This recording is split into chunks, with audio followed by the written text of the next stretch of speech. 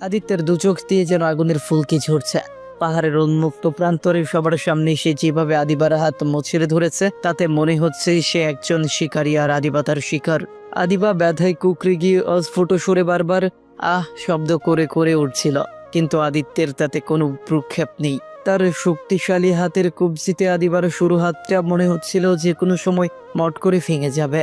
হিড় করে টেনে আদিবাকে নির্জন তাঁবুর ভেতরে নিয়ে এক ঝটকায় ছুঁড়ে ফেলে দিল আদিত্য। আদিবা টাল সামলাতে না পেরে মাটিতে আছড়ে পড়ল। আদিত্য তাঁবুর মুখটা টেনে বন্ধ করে দিয়ে আদিবার সামনে গিয়ে দাঁড়ালো। তার ছায়া আদিবার ওপর পাহাড়ের মতো চেপে বসেছে। আদিত্য দাঁতে দাঁত চেপে বরফ শীতল গলায় বলল, তোর সাহস দেখে আমি অবাক হচ্ছি আদিবা। ইদানিং খুব বেশি উড়ছিস তুই। তোকে কি আদর দিয়ে মাথায় তুলে ফেলেছি? ছেলেদেরও সাথে সবার সামনে মাখামাখি করার সাহস তোকে কে দিল? ভাইয়া আমি আর একটাও কথা বলবি না। আব্বু আম্মু কি তোকে এইখানে অন্য ছেলেদের সাথে ইয়ার্কি মারতে নিয়ে পাঠিয়েছে? আদিবা ভয়ে ডুকরে কেঁদে উঠল। চোখের জলে তার গাল ভিজে একাকার। সে কোনো মতে নিজেকে সামলে নিয়ে বলল, ভাইয়া বিশ্বাস করো, আমি কিছুই করিনি। ও তো শুধু পানি দিচ্ছিল, আমি কোনো ভুল করিনি। চুপ, একদম চুপ। আদিত্য সিংহের মতো গর্জে উঠল। তার চিৎকারে তাঁবুর চারপাশে যেন কেঁপে উঠল। সে আদিবার মুখের খুব কাছে নিচের মুখে নিয়ে এসে হিংস্র স্বরে বলল, তোর কাছে যেটা ভুল নয়, আমার কাছে সেটা গুরুতর অপরাধ। আমার চোখের সামনে অন্য কোনো ছেলে তোর দিকে তাকাবে বা তোকে টাচ করবে, সেটা আমি জ্যান্ত থাকা অবস্থায় সম্ভব না। নিজের সীমারেখাটা বুঝে নে। তুই তোর সীমা বারবার ভুলে যাস। আদিবা কান্নায় ভেঙে পড়ে বলল, আমি তো তোমার বোন ভাইয়া, তুমি কেন আমাকে এইভাবে ছোট করছো সবার সামনে? বোন বলেই তো আগলে রাখছি, নইলে যে হাতে ওর কাছ থেকে খাবার নিয়েছিস এতক্ষণে সেই হাত শরীর থেকে আলাদা করে দিতাম। আদিত্যর চোখে মুখে এক পৈশাচিক কাঠিন্য ফুটে উঠল।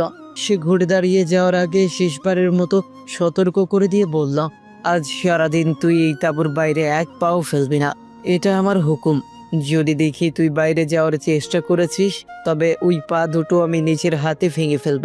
আমার কথার অবাধ্য হওয়ার পরিণাম তুই কল্পনাও করতে পারবি না। কথাগুলো বলে আদিত্য এক মুহূর্ত আর তাড়ালো না। ঝড়ের বেগে তাঁবু থেকে বেরিয়ে গেল সে। আদিবা বিছানায় মুখ গুজিয়ে ডুকরে কেঁদে উঠল। এক মুহূর্তের জন্য আদিকে তার কাছে সাইকোপ্যাথ মনে হলো। এভাবেই কেটে গেল সারাদিন। সারাদিনে আদিবা আর তাঁবু থেকে বের হওয়ার সাহস পেল না। মিনি সারাদিন আদিবার পাশেই ছিল। মিনি দেখলো আদিবার কান্না যেন থামছেই না। মিনি আদিবার মাথায় হাত বুলিয়ে দিয়ে শান্ত স্বরে সান্ত্বনা দেওয়ার চেষ্টা করলো। মিনি দীর্ঘশ্বাস ফেলে বলল, আর কত কাঁদবি? কাঁদিস না আদিবা। তুই তো জানিস আদি ভাই তোকে কতটা ভালোবাসে। হয়তো ভালোবাসার ধরনটা একটু অদ্ভুত, একটু বেশি পজিটিভ। তোকে আগলে রাখতে গিয়ে সে মাঝে মাঝে হিতাহিত জ্ঞান হারিয়ে ফেলে। ভাইয়া তোর পাশে অন্য কাউকে সে সহ্য করতে পারে না বলেই হয়তো আজ এমনটা করেছে। রাগ কমলে দেখবি নিচেই আবার তোর কাছে মাফ চাইবে। আদিবা মিনির কথায় কোনো উত্তর দিল না। সে শুধু বালিশে মুখে লুকিয়ে ফুপিয়ে ফুপিয়ে কাঁদতে লাগলো।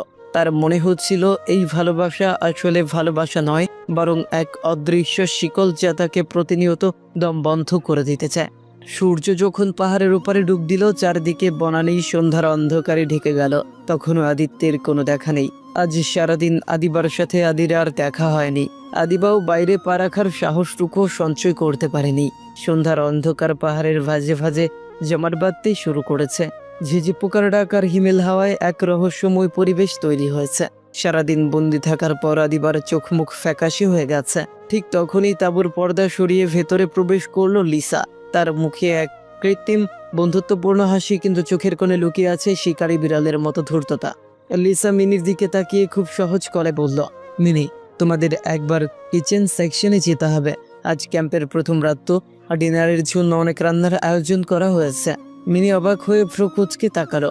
সে কিছুটা বিরক্তি নিয়ে বলল, রান্নাঘরে যাব মানে? আমরা কি এখানে বাবুর্চিগিরি করতে এসেছি নাকি? লিসা আপু, রান্নার জন্য নয়, জুনিয়রদের মধ্যে তোমাকে আর আদিবাকে সন্ধ্যার নাস্তাগুলো প্যাকেট করার দায়িত্ব দেওয়া হয়েছে। আমরা এসব কাজের কিছুই জানি না। লিসা একটা তাচ্ছিল্যের হাসি দিয়ে গলার স্বর কিছুটা গম্ভীর করলো, কারণ সে জানে মিমিকে কিভাবে বাঘে আনতে হবে। লিসা এগিয়ে এসে বলল, এটা আমার সিদ্ধান্ত নয় মিনি। আদিত্য নিজেই আজ সব কাজ ফাঁক করে দিয়েছে। সে চায় সবাই কোনো না কোনো দায়িত্ব পালন করুক। তুমি যদি না যেতে চাও, তবে আদিত্যকে গিয়ে বুঝিয়ে বলো। আমি কিছু বলতে পারবো না, তুমি তো জানো ওর কথার উপর কথা বললে ও কেমন রিয়েক্ট করে। আদিত্যর নাম শোনা মাত্র মিনির প্রতিবাদ করার সাহস কর্পূরের মতো উড়ে গেল। সে ভয়ার্ত চোখে আদিবার দিকে তাকালো। লিসা সুযোগ বুঝে আবার বুঝল, আদিবা তুমিও চলো, তোমরা দুজন মিলে প্যাকেট করলে কাজটা তাড়াতাড়ি হবে। আদিত্য বলল, তুমি সারাদিন রুমে বসে আছো, এখন একটু কাজে হাত দাও। আদিবা কোনো কথা না বলে উঠে দাঁড়ালো। সে ভাবল, কাজ করলে আদির রাগটা যদি একটু কমে। আদিত্যর রাগ কমানোর জন্য সে এখন যে কোনো কিছু করতে রাজি। তাই মিনিকেও ইশারা করলো যাওয়ার জন্য। লিসা তাদের নিয়ে কিচেন সেকশনে গেল। সেখানে অনেকগুলো স্যান্ডউইচ, ফল আর কফি রাখা ছিল। লিসা তাদের বুঝিয়ে দিল কিভাবে সব প্যাক করতে হবে। আদিবা আর মিনি কাজে লেগে পড়লো। তারা এক এক করে নাস্তার প্যাকেটগুলো গুছিয়ে ট্রেতে সাজাতে লাগলো।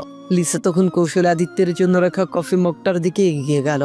সবার আড়ালে নিজের ভ্যানিটি ব্যাগ থেকে একটি ছোট ওষুধের শিশি বের করে কয়েক ফোঁটা মিশিয়ে দিল কফিতে।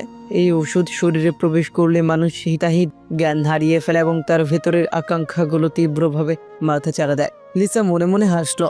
আজ রাতে শায়ন যখন যৌবনে আদিবাকে নিয়ে নাটক শুরু করবে, তখন আদিবাকে অন্য ছেলের সাথে দেখে আর এই ওষুধের ঘরে আদিত্য নিজের উপর নিয়ন্ত্রণ হারাবে, তখন সে আদিকে নিচের রুমে নিয়ে যাবে। আর কাল সকালে যখন আদির খুর যখন কাটবে, তখন আদিত্য তাকে বিয়ে করতে বাধ্য হবে। আর আদিবা, ও তো শায়নের সাথে ধরা পড়ে চিরদিনের জন্য আদিত্যর চোখে কলঙ্কিত হয়ে যাবে। কাজ শেষ হওয়ার পর লিসা আদিত্যর কফির মগটা হাতে নিল। সে আদিবাকে ডেকে বলল, আদিবা শোনো, আদিত্য ক্যাম্পফায়ারের কাছে বসে আছে, তুমি বরং ওর খাবারটা ওখানেই দিয়ে এসো। ও সারাদিন কিছুই খায়নি, যাও খাবারটা ওকে দিয়ে এসো। আমি আর মিনি বাকি প্যাকেটগুলো বিলি করে দিচ্ছি। আদিবা সরল মনে কফির মগটা হাতে নিল। সে জানতো না এই মগের ভেতরেই লুকিয়ে আছে তার জীবনের সবচেয়ে ভয়ঙ্কর ঝড়। আদিবা ধীর পায়ে আদিত্যের কাছে গেল। আদিত্য তখন একা একটা কাঠের বেঞ্চে বসেছিল। আদিবাকে দেখে তার শক্ত চোখের চাউনি কিছুটা নরম হলো, কিন্তু সে তার কাঠিন্য বজায় রাখলো।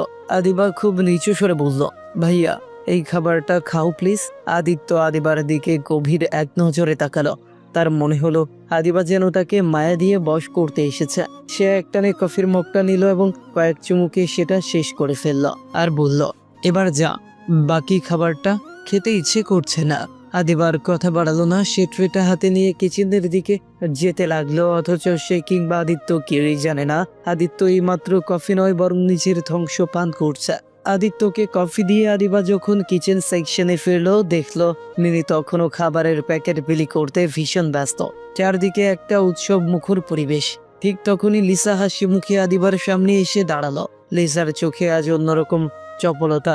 লিসা আদিবার হাত ধরে টেনে বলল, আদিবা শোনো, যাও চট করে একটা শাড়ি পরে এসো। আমরা সবাই মিলে ঠিক করেছি আজ রাতে ক্যাম্পফায়ারের গানের আসরে সবাই শাড়ি পরব। আদিবা বেশ অবাক হয়ে বলল, এখন হুট করে শাড়ি পরতে হবে কেন? আমি তো এমন কোনো কথা শুনিনি। আরে বাবা, সবাই মিলেই তো প্ল্যানটা করলাম। পাহাড়ি রাত, আগুনের কুণ্ডলি আর নীল শাড়ি বা লাল শাড়িতে সবাইকে কত সুন্দর দেখাবে ভাবে তো। লিসা বেশ উৎসাহ নিয়ে বলল। আদিবা মাথা নেড়ে আপত্তি জানালো, কিন্তু লিসা আপু, আমি তো সাথে কোনো শাড়ি আনিনি। তাছাড়া ভাইয়া যদি দেখে আমি শাড়ি পরে বাইরে ঘুরে বেড়াচ্ছি, তবে রক্ষা থাকবে না। লিসা কোনো ওজোর আপত্তি শুনল না। সে আদিবাকে প্রায় জোর করেই নিচের তাঁবুর দিকে নিয়ে গেল। ব্যাগ থেকে একটা টকটকে লাল রঙের সিল্কের শাড়ি বের করে আদিবার সামনে ধরল লিসা। শাড়িটা যেমন দামি, তেমনই এর রংটা ছিল আগুনের মতো উজ্জ্বল। এই নাও, এটা পরো। শাড়িটা আমার খুব প্রিয়, কিন্তু আজ তোমাকে দিচ্ছি, আপত্তি করবে না একদম। শাড়িতে তোমাকে অসম্ভব মিষ্টি লাগবে। আদি তোমাকে শাড়ি পরা দেখলে রাগ করবে না, বরং খুশি হবে। তোমার প্রতি রাগটাও কমবে। বলতে বলতে লিসা নিজেই আদিবাকে শাড়িটা পরিয়ে দিতে শুরু করলো। আদিবা বারবার মানা করলেও লিসার জেদের কাছে সে হেরে গেল। লিসা শুধু শাড়ি পরিয়ে ক্ষান্ত হলো না, আদিবার চোখে কাজল আর ঠোঁটে গাঢ় লিপস্টিক লাগিয়ে দিয়ে বলল, দেখো আদিবা, শাড়িতে তোমাকে ঠিক যেমন এক স্বপ্নপুরীর মতো লাগছে। আদিত্য দেখলে চোখ ফেরাতে পারবে না। আদিবা আয়নায় নিজের প্রতিচ্ছবি দেখে নিজেই চমকে উঠল। এই সাজে নিজেকে বড্ড অচেনা লাগছে তার। তাঁবু থেকে বাইরে এসে সে মিনির খোঁজ করতে লাগলো, কিন্তু কোথাও মিনির দেখা নেই। আদিবা কিছুটা ঘাবড়ে গিয়ে এদিক ওদিক তাকাচ্ছিল। ঠিক তখনই লিসা আবার উদয় হলো। লিসা ফিসফিস করে বলল, আদিবা, তোমার ভাইয়া পেছনের ওই নির্জন ঝাউবনে তোমার জন্য অপেক্ষা করছে। সে বলেছে তুমি যেন এখনই ওখানে যাও। আদিবা ভয় পেয়ে বলল, এত রাতে ওই অন্ধকার বনে ভাইয়া কেন রেখেছে ওখানে? আমার খুব ভয় লাগছে আপু। লিসার কণ্ঠস্বরে এবার কঠোরতা ফুটে উঠল। সে হুমকি দেওয়ার স্বরে বলল, আদিত্য নিচে ডেকেছে। আর তুমি যাবে না? জানো তো ওর কথা অমান্য করলেও কতটা ভয়ঙ্কর হয়ে ওঠে। না গেলে কিন্তু ও প্রচণ্ড রেগে যাবে। দেখো আদিবা, তোমাদের ভাই বোনের ঝামেলার জন্য আমরা কিন্তু আমাদের পিকনিকটা নষ্ট করতে চাই না। আদিত্যর রাগের কথা ভেবে আদিবার শিরদাঁড়া দিয়ে একটা হিমশীতল স্রোত বয়ে গেল। সে আর দ্বিরুক্তি না করে কাঁপতে কাঁপতে ঝাউবনের সে অন্ধকার পথের দিকে পা বাড়ালো। অন্যদিকে কফি খাওয়ার কিছুক্ষণ পরেই আদিত্য শরীরের ভেতর এক অদ্ভুত পরিবর্তন শুরু হয়েছে। তার স্নায়ুগুলো অবশ হয়ে আসছে, বুকটা প্রচণ্ড ধরফর করছে। সে কোনো মতে টলতে টলতে একটা পাথরের ওপর বসলো এবং মিনিকে ইশারায় কাছে রাখলো। আদিত্য জড়িয়ে যাওয়া গলায় বলল, মিনি, আমার শরীরটা খুব খারাপ লাগছে, মাথাটা কেন জানি ছিঁড়ে যাচ্ছে। মিনি আতঙ্কিত হয়ে আদিত্যর কপালে হাত দিয়ে দেখলো তার শরীর যেন আগুনের মতো তপ্ত। সে দ্রুত এক গ্লাস পানি নিয়ে এসে আদিত্যর দিকে বাড়িয়ে দিল। আদিত্য পানির গ্লাসটা নিতে গিয়েও পারল না। হঠাৎ তার মস্তিষ্কে আদিবার কথা বিদ্যুতের মতো চমকে উঠল। আদিত্য অস্থির হয়ে মিনিকে প্রশ্ন করল, আদিবা কোথায়? ওকে দেখছি না কেন? মিনি অপ্রস্তুত হয়ে বলল, আমি তো তোমার শরীর খারাপ দেখে তোমাকে নিয়ে ব্যস্ত ছিলাম ভাইয়া, খেয়াল করে নিয়ে ও কোথায় গেছে। আদিত্য মুহূর্তের মধ্যে সিংহের মতো গর্জে উঠল। সে মিনির হাত চেপে ধরে তাতে দাঁত চেপে বলল, তুই এখনো এখানে দাঁড়িয়ে আছিস কেন? এখনই গিয়ে আদিবাকে খুঁজে বের কর। মিনি অবাক হয়ে বলল, এত অস্থির হচ্ছ কেন ভাইয়া? ও তো নিশ্চয়ই আশেপাশেই আছে, হয়তো লিসাপুর সাথে তাঁবুতেই আছে। আদিত্যর চোখের মনি নেশায় আর আতঙ্কে টকটকে লাল হয়ে গেল। তুই জানিস না মিনি, এখানে অনেকের নজর আছে আদিবার উপর। আমি আদিবাকে আগলে রাখি, এটা অনেকেই সহ্য করতে পারে না। আর আদিবাও আর 5টা মেয়ের মতো চালাক নয়, তাই আমি ওকে নিয়ে এত চিন্তায় থাকি। আমি সবসময় ওকে এই লোভী দৃষ্টিগুলো থেকে বাঁচিয়ে রাখার চেষ্টা করি। এখন এইসব কথা রেখে ওকে খুঁজে বের কর। মিনি কিছু বুঝে ওঠার আগেই আদিত্য টলমল পায়ে আদিবার নাম ধরে বিড়বিড় করতে করতে চলে গেল। মিনিও আদিবাকে খুঁজতে লাগলো। আদি এদিক ওদিক যখন আদিবাকে খুঁজছিল, তখন ড্রাগের তীব্র প্রভাবে আদিত্যর হিতাহিত জ্ঞান তখন তলানিতে। সে টলমল পায়ে দাঁড়িয়েছিল। ঠিক সেই সময় লিসা খুব সাবধানে তার সামনে এসে দাঁড়ালো। আদিত্যর অবিন্যস্ত অবস্থা দেখে লিসা মনে মনে হাসলো। তার পরিকল্পনা একদম ঠিকঠাক এগোচ্ছে। লিসা আদিত্যর কাঁধে হাত রেখে খুব অবাক হওয়ার ভান করে বলল, আদিত্য, তুমি এখানে কি করছো? তোমাকে এমন দেখাচ্ছে কেন? আদি লিসাকে দেখে তাড়াতাড়ি বলে উঠল, লিসা, তুমি আদিবাকে কোথাও দেখেছ? লিসা জবাব দিল, হ্যাঁ, দেখবো না কেন? আদিবা তো এতক্ষণ খাবারের জায়গাতেই ছিল। কিছুক্ষণ আগে দেখলাম টকটকে লাল একটা শাড়ি পরে সাজুকুচু করে ওই ঝাউ বাগানের দিকে গেল। আচ্ছা, আদিত্য একাই রাতে ওখানে কেন গেল বলো তো? কার সাথে দেখা করতে গেছে মেয়েটা? শাড়ি পরার কথা শুনে আদিত্যর মস্তিষ্কে যেন কেউ হাতুড়ি দিয়ে আঘাত করলো। তার লাল হয়ে থাকা চোখ দুটো আরো ভয়ঙ্কর হয়ে উঠল। সে জড়িয়ে যাওয়া গলায় বের করলো, শাড়ি? আদিবা শাড়ি পরেছে? ও তো একটা শীতের কাপড় আনারই সুযোগ পায়নি, তাহলে শাড়ি আনলো কিভাবে? তাছাড়া ও এখানে কেন যাবে? লিসা আদিত্যকে উস্কে দিয়ে বলল, সেটাই তো ভাবছি, চলো দেখি তো কার সাথে লুকোচুরি খেলছে। বলে লিসা আদিত্যর হাত ধরে তাকে ঝাউবনের দিকে টেনে নিয়ে যেতে লাগলো। তো এই পার্টটি এখানেই শেষ হয়ে গেল। পরের পার্টের লিঙ্ক কমেন্ট বক্সে দেওয়া আছে, সবাই কমেন্টে দেওয়া লিঙ্কে ক্লিক করে দেখেন এবং চ্যানেলটি সাবস্ক্রাইব করে দিবেন। ধন্যবাদ সবাইকে, সবাই ভালো থাকবেন।